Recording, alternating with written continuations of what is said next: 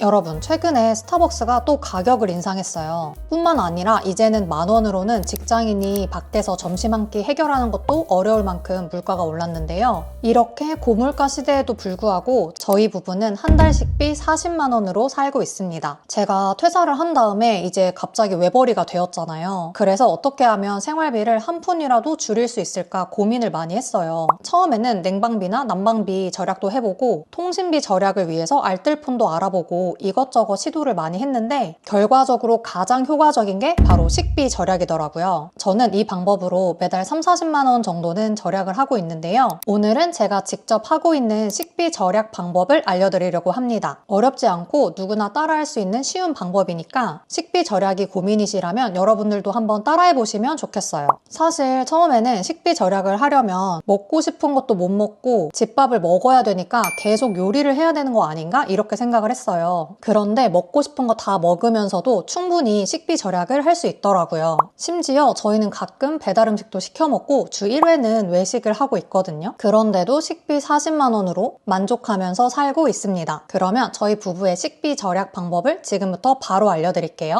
첫 번째, 주 4회 이상 냉장고 파먹기입니다. 뭐 당연한 이야기를 하고 있어 이렇게 생각하실 수도 있는데요. 이게 진짜 기본 중에 기본이더라고요. 여러분, 혹시 지금 냉장고에 어떤 음식이 있는지 알고 계신가요? 만약에 냉장고에 음식이 가득한데 뭐가 있는지 잘 모르신다면 장보기를 잠시 멈추고 냉장고부터 비우기 시작하셔야 돼요. 저도 결혼하고 처음에는 양가 부모님이 이 음식 저 음식 막 싸주시기도 하고 특히 명절에는 전이며 떡이며 엄청 받아오잖아요. 이런 음식들을 다 냉동실에 넣어두니까 일주일만 지나도 어떤 음식이 있었는지 다 까먹게 되더라고요. 그리고 나중에 이사할 때 되어서 발견되는 음식도 있고 막 그랬거든요. 그런데 식비 절약을 시작하고 나서부터는 지금 냉장고에 어떤 음식이 있는지 어느 정도는 머릿속에 넣어두기 시작을 했어요. 이랬을 때 장점이 뭐냐면 일단 오늘 뭐 먹지? 이런 막막한 생각이 줄어들어요. 보통 외식을 하고 배달 음식을 시켜 먹는 이유가 집에 식재료가 뭐가 있는지 잘 모르겠고 요리를 하자니 귀찮고 막막하고 그러니까 그냥 퇴근길에 배달 음식을 시키게 된단 말이에요. 그런데 냉장고 속 식재료를 어느 정도 파악을 하고 있으면 오늘은 김치찌개, 내일은 불고기 이렇게 계획을 세워서 요리를 하게 되더라고요. 외부 음식 먹는 것보다 훨씬 건강에도 좋고 식비 절약도 할 수 있으니까 일석이조입니다. 저는 주 4회 이상 집밥을 만들어서 먹고 있고요.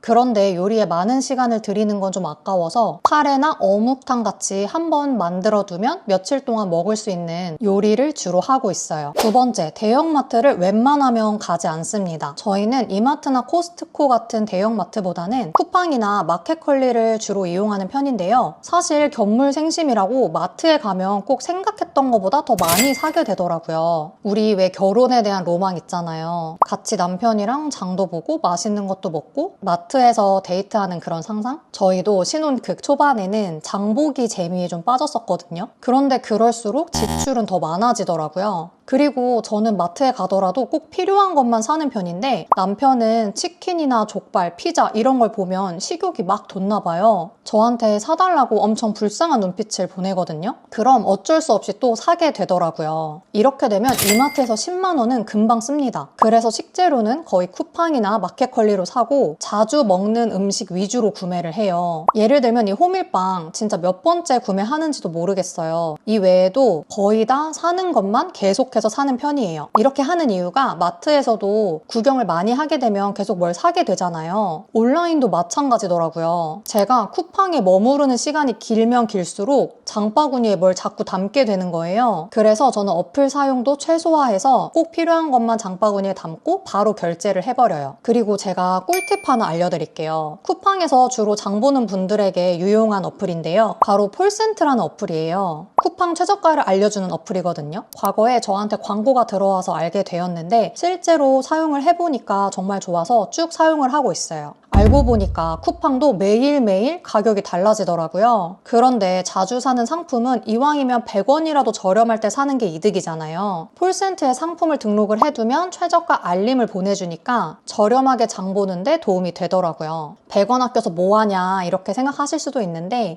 티끌 모아 태산인 거 아시죠? 세 번째는 체험단 활용하기입니다. 제가 정말 진심으로 추천하는 방법인데 바로 블로그 체험단이에요. 여러분 아직 블로그 안 하는 분 계신가요? 저는 체험단으로 외식비의 대부분을 해결을 하고 있고 미용실, 헤어 스파, 마사지 등등 나를 위한 관리까지 다 공짜로 받고 있어요. 제 머리 보시면 아시겠지만 이 정도 기장이면 기장 추가까지 해서 파마 한 번 하는데 최소 20-30만 원은 들잖아요. 그런데 저는 체험단으로 헤어 클리닉이나 파마 같은 건 무료로 하고 있어요. 제가 지난달에 체험단으로 관리받은 금액을 계산을 해보니까 65만 원이 넘더라고요. 아마 제 돈으로 하라고 했으면 전 안 했을 거예요. 그리고 요즘 외식 한 번 하는데 최소 3만 원, 그리고 고기 먹으면 5만 원, 10만 원 금방 깨지잖아요. 저희는 외식을 주 1회 정도 하는 편인데 이걸 다 저희 생활비에서 쓰기에는 꽤 부담이 되더라고요. 그래서 먹고 싶은 게 생기면 바로 체험단부터 찾아보는 편입니다. 그리고 최근에 체험단으로 반찬 가게도 다녀왔거든요. 거기서 여러 가지 반찬을 무료로 받았고 또 냉동만두도 2팩을 받게 되어서 그 주에는 집밥 걱정은 하나도 안 했어요. 이렇게 저희는 한 달에 체험단으로 식비를 30-40만 원 정도는 절약을 하고 있습니다. 제가 블로그 체험단 추천을 드리면 햇수연님은 블로그를 몇 년 동안 했으니까 체험단으로 식비 절약할 수 있는 거 아니냐 이렇게 반문을 하실 수 있어요. 그런데 제가 블로그 스터디도 운영을 하고 있거든요. 여태까지 100분이 넘는 분의 블로그를 다 봐드렸는데 진짜 초보자분들도 한두 달 안에 체험단 선정에 성공을 하시더라고요. 블로그는 주제를 잡고 글만 계속 쓰면 되는 거라서 크게 어렵지 않고 특히나 직장인 분들이나 육아휴직 중인 분들에게 추천드려요. 저도 하고 있는 것처럼 누구나 할 수 있으니까 블로그 체험단은 꼭 한번 도전해보셨으면 좋겠어요.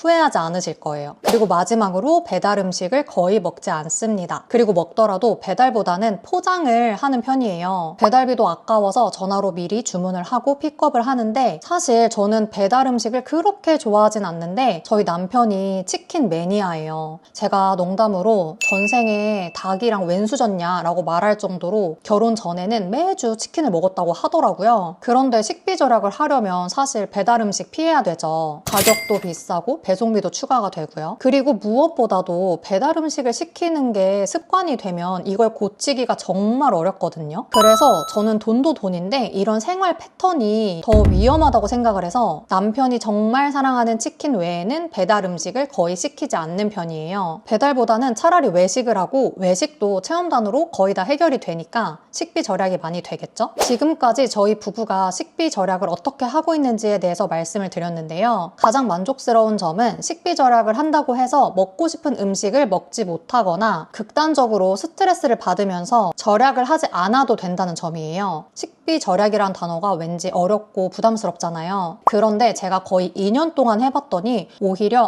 이 정도 수준으로도 충분히 잘 먹고 살 수 있구나 이렇게 자신감이 생기더라고요. 저희가 식비 절약을 통해서 생활비를 아끼는 이유는 자산을 늘리기 위해서는 가장 먼저 지출을 최소화해야 한다고 생각을 하기 때문이에요. 그래야 투자를 위한 시드머니를 만들 수 있고 신혼 때부터 건강한 소비 습관을 만드는 게 장기적으로도 도움이 된다고 생각을 합니다. 그리고 제가 지난 영상에서도 2세 계획을 하고 있다고 말씀을 드렸는데 향후 임신을 하게 되면 지금보다는 훨씬 더 지출이 많아지잖아요. 지금부터 조금씩 매달 아껴두면 적지 않은 금액을 저축을 할 수 있고 그만큼 임신과 출산을 위한 예산도 마련해둘 수 있으니까 그것도 장점이겠죠. 이렇게 저희처럼 행복하게 건강한 소비 습관을 만들고 싶으시다면 같이 시도해보시면 좋을 것 같아요. 혹시 여러분만의 식비 절약 꿀팁이 있다면 댓글에 남겨주세요. 저희한테도 도움이 많이 될 것 같습니다. 오늘 영상은 여기까지고요. 궁금하신 점은 언제든지 댓글로 남겨주세요. 좋아요, 구독도 부탁드릴게요. 그럼 저는 다음 영상에서 뵐게요.